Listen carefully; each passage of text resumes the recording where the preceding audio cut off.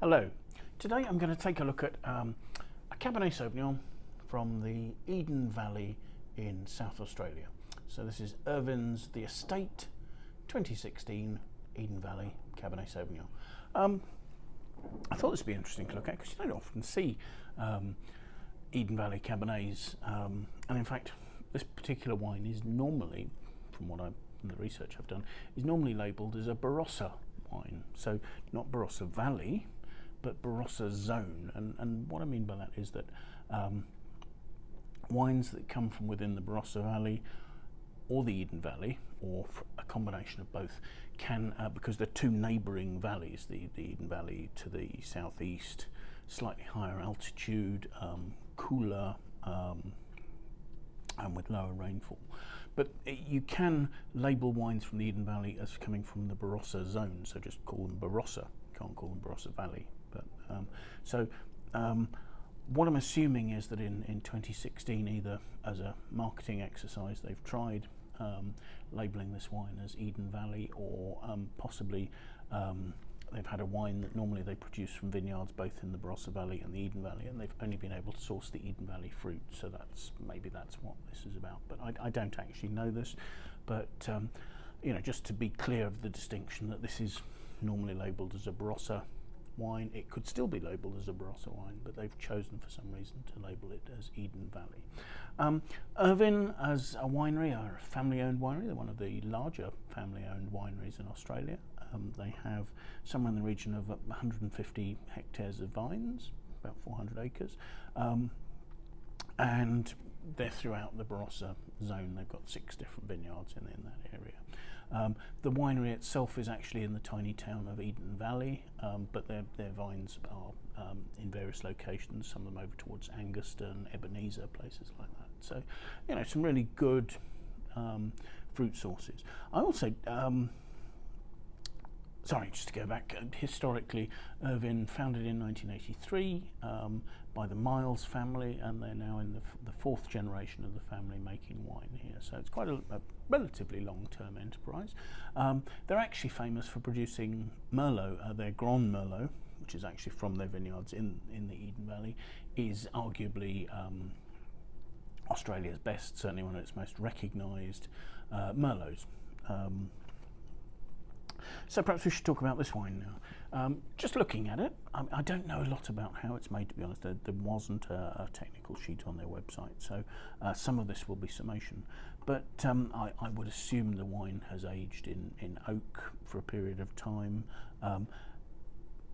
Looking at it, it has a lovely, deep, dark ruby red. It's not opaque. I can see through the wine and I can see the stem of the glass. But the colour it's a deep dark ruby, almost black ruby sort of colour. There's no sort of bluish purple. It holds its colour fairly well to the rim, but there isn't a sort of a yellowing lightning at the rim there. It is just a lighter red. Swirling it, some very obvious tears forming. The label says that this is 15% alcohol, so that's slightly unsurprising.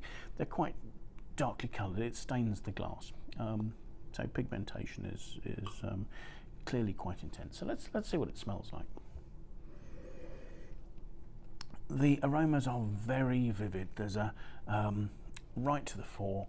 There's a eucalypt note, sort of a menthol, eucalyptus leaf sort of note, and that's very typical for Australian, particularly Cabernet Sauvignon. Supposedly this is derived from the fact that eucalyptus trees growing near the vineyard, and the residue of the leaves ends up on the fruit, and the fruit during fermentation puts this flavour into the wine.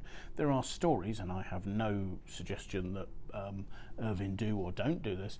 There are suggestions that Australian winemakers sometimes, even if they want the character, will put eucalyptus leaves in the ferment. But how true that is, who can tell? So the very typical style there. Behind the eucalypt on the nose, there's a sort of a rich chocolatiness. There's a ripe, dark black fruit, almost sort of red to black, very ripe, maybe slightly overripe black cherry, maybe notes of black plum, sort of dams and bullis, that sort of note there. Relatively intense. No obvious cedary notes of oak, but there may be some sort of smoky touches there that would point towards it. So let's have a taste.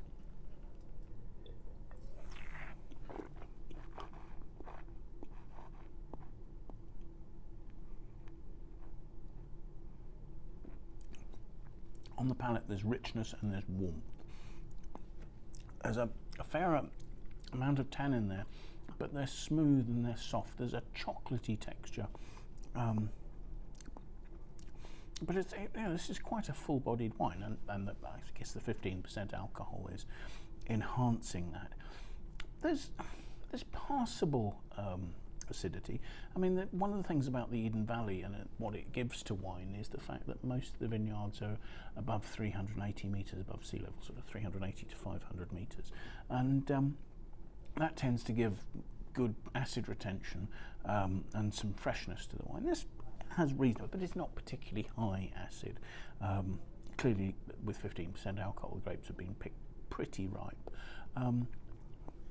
There's just enough to give some freshness, but it's not giving the Cabernet a vivid blackcurrant cassis sort of freshness that you might get from a cooler region. This is definitely warm climate Cabernet Sauvignon, with that sort of, as with the nose, those sort of dark cherry, almost to dark olive, sort of slightly leathery notes. The chocolatey note, the quite a, I guess the texture of the tannins makes you think of dark plum, dark black plum, dark prune, those sort of notes there. And there is a sort of a slightly oxidative note there, as if the wine has perhaps spent a little bit of time on ullage, where they will leave some space in the top of the barrel with air, bung the barrel up, roll it slightly, that's an old-fashioned Australian, probably more Shiraz sort of style of making wine, but it feels as if this has been allowed a little oxidation. Whether that's been done or not, I wouldn't say.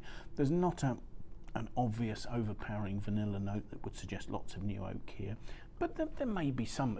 Actually, the richness of the fruit is taking all that in. The finish is warm, it's rounded, it's got that chocolatey note. It's not particularly long because the acidity isn't necessarily lifting the fruit, but what length there is coming from the intensity of the fruit. It's got quite a nice concentration, weight and length. And so, I mean, I'm being slightly critical of it. This is not an expensive wine. The prices we have for it would be somewhere in the region of $15 to $17 US a bottle. That's pre-tax, so on the shelf you're probably a little over $20 a bottle. But so not a hugely expensive wine. They have premium wines above it in their range. And I think a wine that delivers flavour, intensity, not a great amount of subtlety, and the flavours are lasting reasonably well. This is a good value wine and interesting to try. So I hope you find this interesting. Thank you very much for watching, and if you've enjoyed the video, do join us again. Bye now.